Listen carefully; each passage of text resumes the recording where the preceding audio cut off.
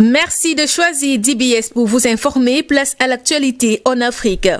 Au Nigeria, 23 personnes ont perdu la vie mercredi dans un incendie provoqué par l'accident d'un camion-citerne chargé de carburant qui s'est renversé sur une route très fréquentée dans le centre du pays. De sources concordantes, le chauffeur a perdu le contrôle de l'engin sur une autoroute traversant Lokoja, la capitale de l'état de Kodi, l'un des 36 états du Nigeria. De nombreux véhicules, dont un bus transportant des étudiants, ont pris feu dans l'incendie provoqué par l'accident. Dans un précédent bilan, des médias locaux avaient rapporté qu'au moins 20 personnes avaient péri dans l'incendie, notamment des étudiants et de simples passants. Le chef de l'État Muhammadu Buhari, dans un communiqué, a exprimé son inquiétude face à la fréquence de ces tragédies à grande échelle dans le pays qui causent des morts inutiles. Les accidents de ce type sont fréquents au Nigeria, premier producteur de pétrole en Afrique. En juillet 2018, au moins 45 personnes sont mortes et plus de 100 avaient été blessées dans l'incendie d'un camion-citerne accidenté dans l'état de Benue.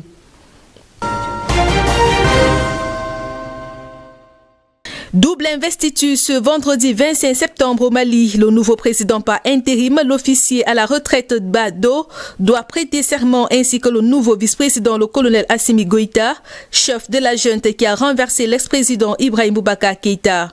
Cette investiture marque une étape importante et signe le début d'une période de transition qui doit durer 18 mois et aboutir à terme à de nouvelles élections. Dans l'immédiat, elle ouvre surtout la voie à la nomination du premier ministre toujours attendu. C'est en effet au président de la transition, une fois qu'il aura prêté serment de le nommer, la CEDEAO exige une personnalité civile. Il s'agit de l'une des principales conditions posées par l'organisation ouest-africaine pour lever l'embargo contre le Mali. Outre la question du premier ministre, d'autres points clés sont aussi attendus, entre autres la version définitive de la charte de la transition, le sort de plusieurs anciens responsables arrêtés lors du coup d'État. Le médiateur de la communauté des États de l'Afrique de l'Ouest, l'ex-président du Nigeria Goodluck Jonathan, doit quitter Bamako cet après-midi. De l'avis des observateurs, une annonce importante pourrait être faite dans la foulée de l'investiture.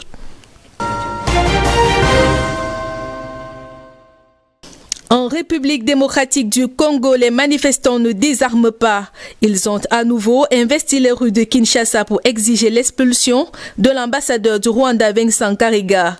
Le diplomate est accusé de nier le massacre de plus d'1 millier de personnes à Kazika, dans la province du Sud Kivu le 24 août 1998. Un carnage attribué par l'ONU aux rebelles du Rassemblement congolais pour la démocratie et leurs alliés militaires rwandais. Les manifestants déterminés à déposer un mémorandum au ministère des Affaires étrangères ont été stoppés par la police. Après des négociations, seule une trentaine de personnes ont été autorisées à se rendre au ministère. Outre l'expulsion de Vincent Karega, les protestataires exigent la création d'un tribunal pénal international sur le Congo pour juger des crimes répertoriés par l'ONU. Une demande que porte aussi le prix Nobel de la paix, Denis Mukwege.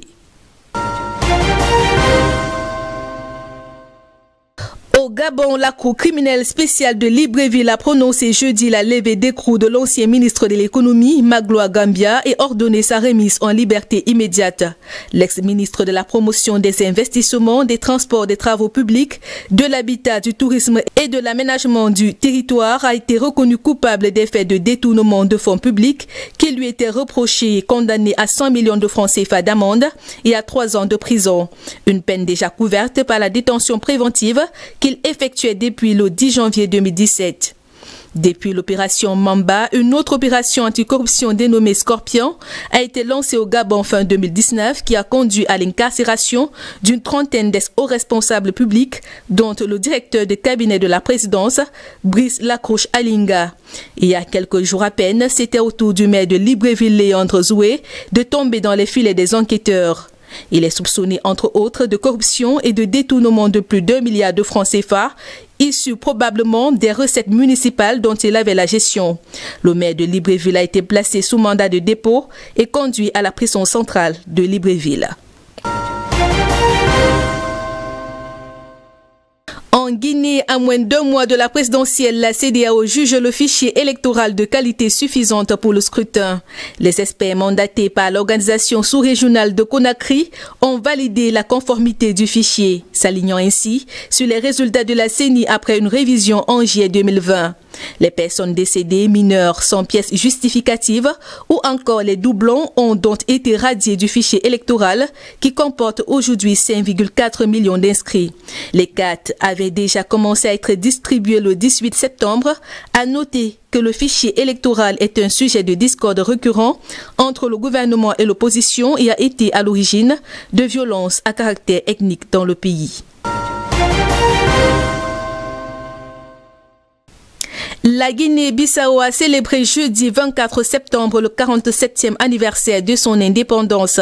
Le président Umaro Sissoco Embalo a présidé la cérémonie en présence de 5 chefs d'État de la sous-région, notamment les présidents Muhammadu Buhari du Nigeria, Macky Sall du Sénégal, Mohamed Ould Cheikh El Ghazouani de la République islamique de Mauritanie, Faure Gnassingbé du Togo et Roch-Marc Christian Kaboré du Burkina Faso.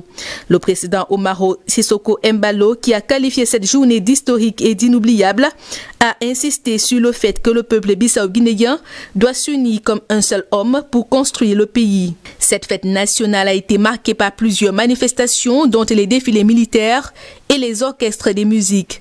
Aussi, 2 routes dans la capitale Bissau ont été baptisées au nom du président sénégalais Macky Sall et du président nigérien Muhammadu Buhari. Voilà qui fait l'essentiel des échos de l'Afrique. À très bientôt.